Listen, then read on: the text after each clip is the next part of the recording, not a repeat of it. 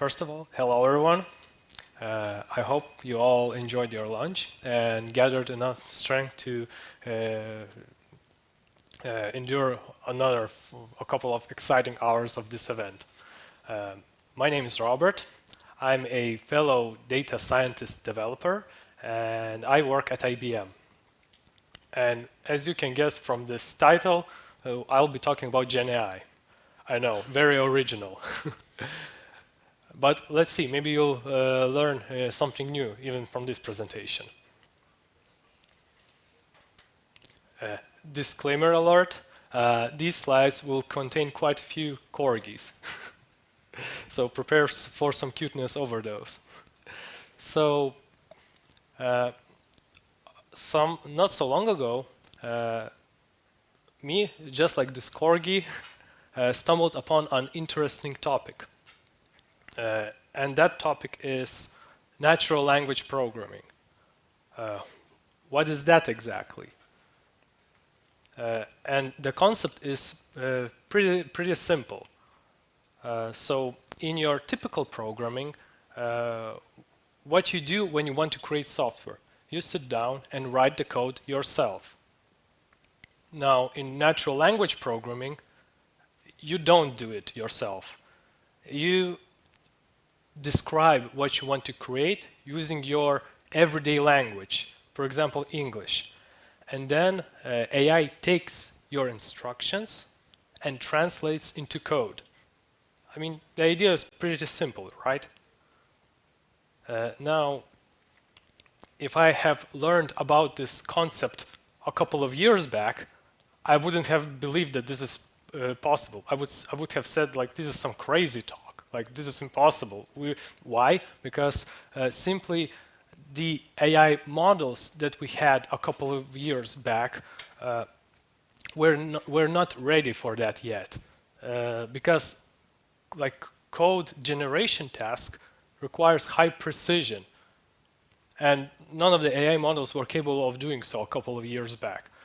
But recent advances in AI, and I refer especially to generative AI, completely changed my view on this. And when I talk about generative AI, I'm really relating to large language models. Now, what are those? In short, those are AI models that are trained like on very large amounts of text content from the internet. And they have been trained so much and so hard that they began to understand human language. They began to understand relations between different words, and they began, understanding the relations between words, and they began to understand how to formulate sentences just like a human would. So also they were capable of generating text. And one of the most popular large language models that you have already most likely already used or at least heard of is the one that is sitting behind ChatGPT. And as some of you may have already tried ChatGPT, you have noticed that it can pretty much handle any question. I mean, you can throw almost anything, and it will most likely will reply very smart, almost as a human. And also, ChatGPT can understand different languages. But what about code? Code, when you think about it, what is code? Code is just text written using special symbols and following special syntax and special concrete rules. When you think about it, you can say the same about foreign languages, like English, Spanish, German. Those are texts that are written by following certain rules. And the same principles apply to code. But for code, the language is a programming language. And therefore, ChatGPT is capable of understanding and writing code. And when when developers notice this, that large language models are capable of understanding and writing code, that ignited like the rise of like a new generation of code assistance tools that are powered by large language models. You can see a few of them here listed on these slides. And these code assistance tools, they come in different shapes and sizes. What I mean is that they provide code assistance in their own unique way. And what is more, most of them, they are paid only. What I mean is you have to either buy a license or buy a subscription in order to use them. But in order to understand how these tools could help in coding, I would like you to present one project that caught my eye, and that would be Aider. Now, before I continue, question to the audience: raise your hand if anyone has tried Aider before. Yeah, that's I thought of. So, what is Aider? Aider is an AI pair programming assistant, which helps to edit your code. One more important point about it, it's an open source project. So what it means? So basically, what means open source is that, one thing, it's free. Secondly, anyone can see how this tool works under the hood. And number three, pretty much anyone can contribute to this project. And all of these three things makes this project amazing. But having Aider alone is not enough. Why? Because Aider provides just like a user interface how to interact with your code. What I mean, so how you typically use Aider. When you run it on your system, you just basically chat with your coding assistant either through a terminal or through a web chat UI. You just type in English what you want to create, what changes you want to make into code, and then Aider picks that up, tries to understand it, suggests possible code adjustments, and of course asks for your permission to make those code adjustments, and once you approve, it commits those adjustments into your code. Now, as I mentioned before, having Aider, this tool alone, is not enough, because as I mentioned, it just provides like a user interface and the means to interact with your code. Aider itself, it doesn't have the brain to understand the code that you have and how to write code. For that, you need to connect to a large language model that would act as its brain. And here, as you can see on this slide, Aider provides like a wide variety of different large language models to connect to. Now, let's look into what else Aider can do. So, first thing, Aider can create and edit files. I know, like when you've hear it for the first time, it doesn't sound like much, but this feature is actually pretty cool. And what do I mean by that? So imagine, like here shown in this animation, you could ask, for example, create me a Python snake game. And what it does, it generates like this script, and it creates a file in your file system, and also provides like instructions how to run that file. And you can basically it just creates all the necessary scripts in your repository, and you can use them right off the bat instead of like going to ChatGPT and copy pasting code back and forth. which really, I think, saves time.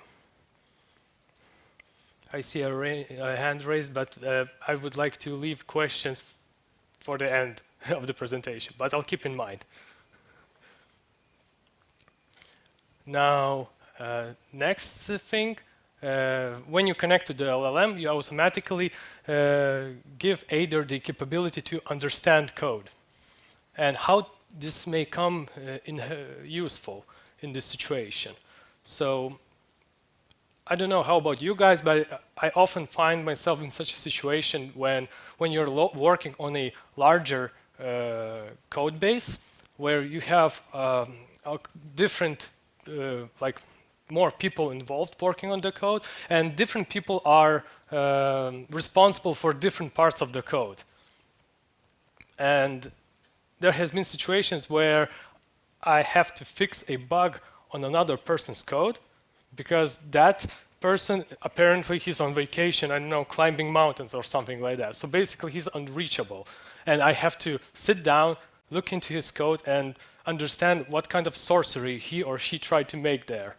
So in this case, how Aider may come in handy is that you could basically, in that same terminal, ask like what this part of the code does, like what this function is responsible for, what this class does, and so on. And it will try its best to provide an explanation. The same goes for any errors or bugs you encounter when running your code. So let's say you get an error message with a stack trace. So you just copy all of that, send it to Aider, and also in addition ask a question, could you provide a fix for this error? And looking into, and Aider, what it will do, it will look into what the error is, and it will try to understand how it could be resolved and suggest a possible fix in your existing code base.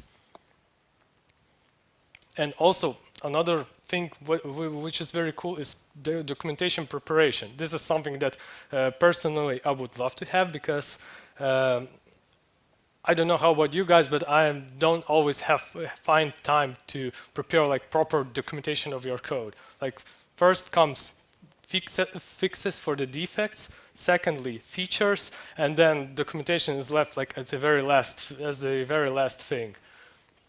So here you could use Aider to create markdown files describing what the function or different classes do in your code.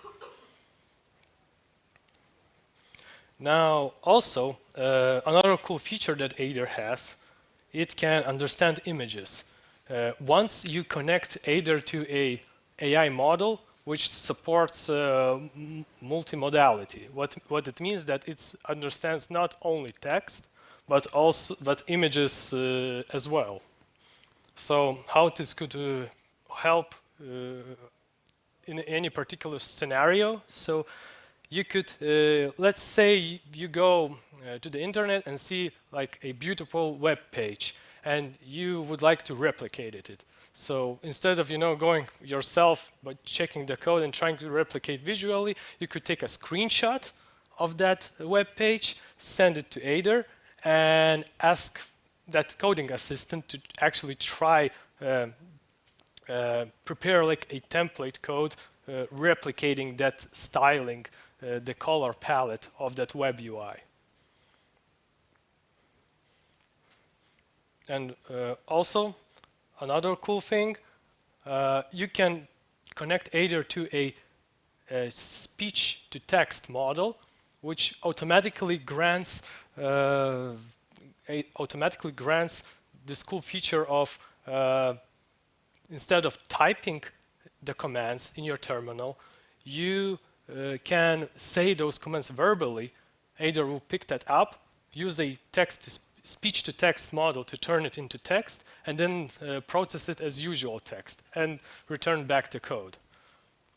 Actually, with this feature, technically, it is possible with some minor custom tweaks to have the following setup. Like you are, I don't know, at a grocery store doing shopping, at the same time you're on your phone chatting with your coding assistant and asking for doing some kind of code changes or fixing bugs at the same time.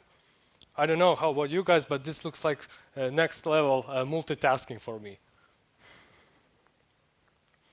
Now, with all of these cool features mentioned, I came to a thought. I mean, is this like the end of for developers?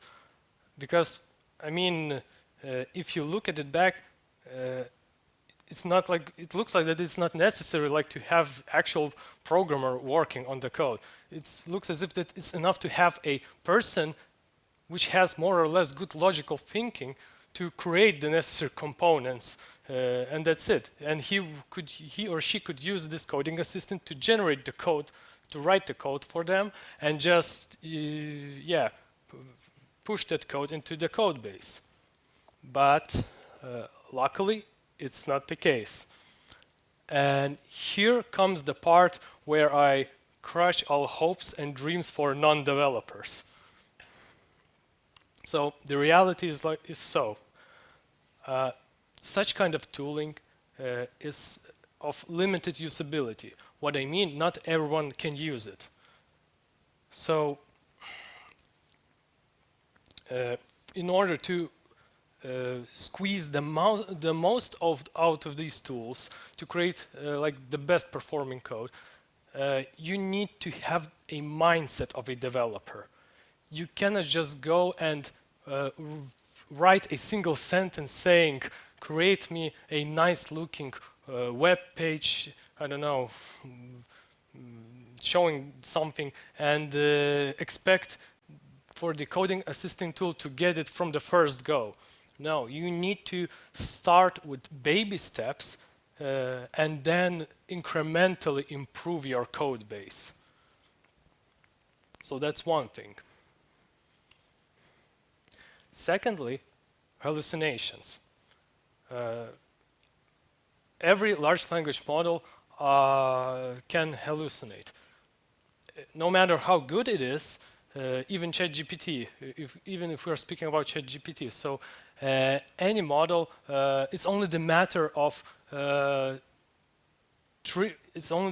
picking the right words that could trigger some kind of unintended, unexpected code that could be generated. And that generated code could be either it wouldn't improve the code, or even worse, it could damage your system.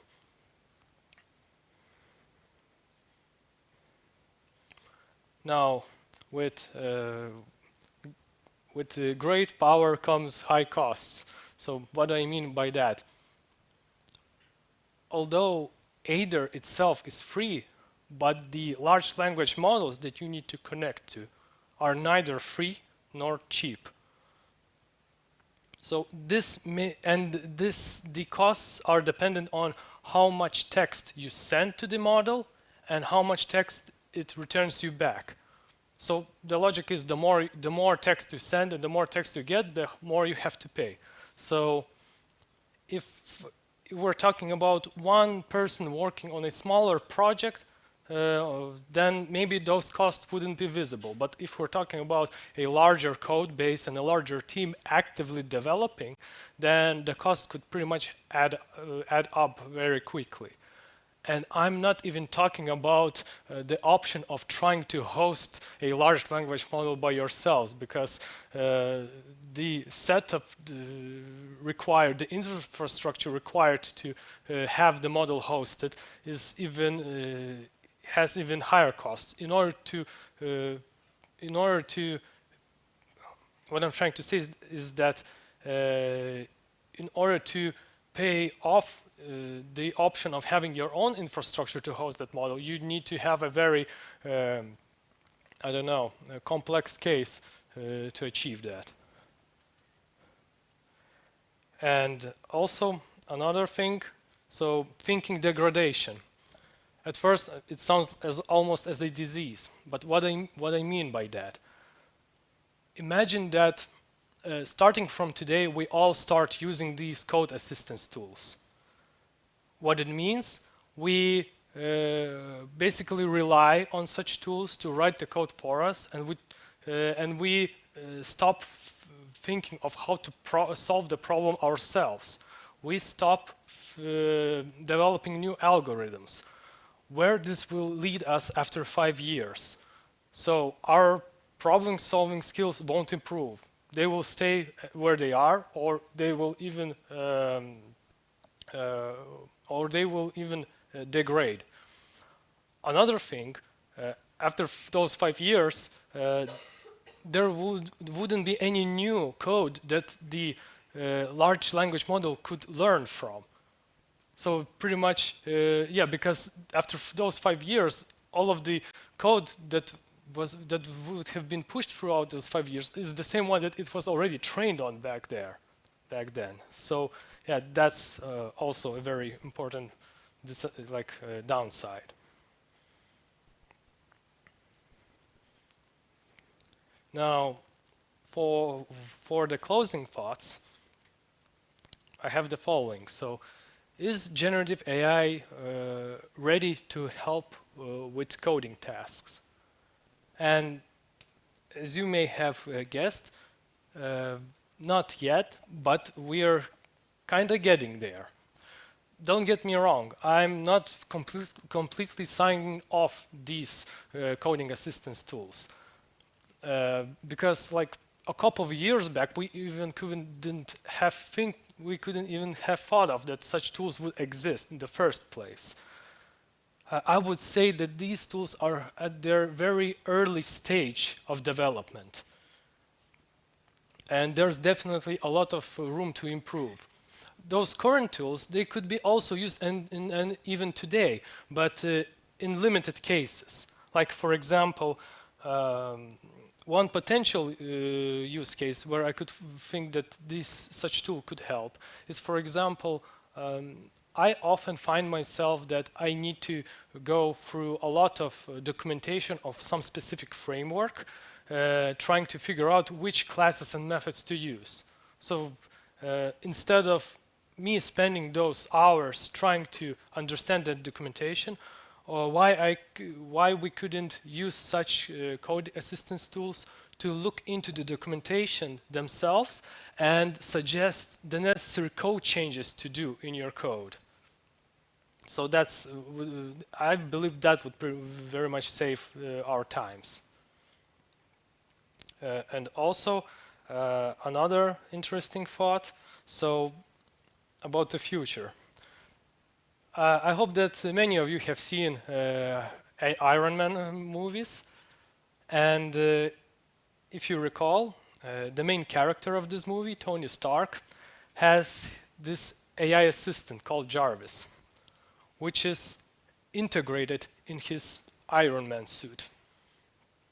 And while watching the movies, you may see some scenes where Tony just verbally asks something for Jarvis to do, and Jarvis responds to Tony and then performs the necessary actions in order to achieve his master's goal. So what my thoughts are about this? So usually what is shown in the movies looks pretty futuristic and impossible. But given what I have shown you earlier, what the code assistance tools can do, and what in general GenAI models can do, I believe that this impossible future is not actually that far away, and I'm really looking forward to it. And yeah, that would pretty much conclude my presentation, and it's time for questions.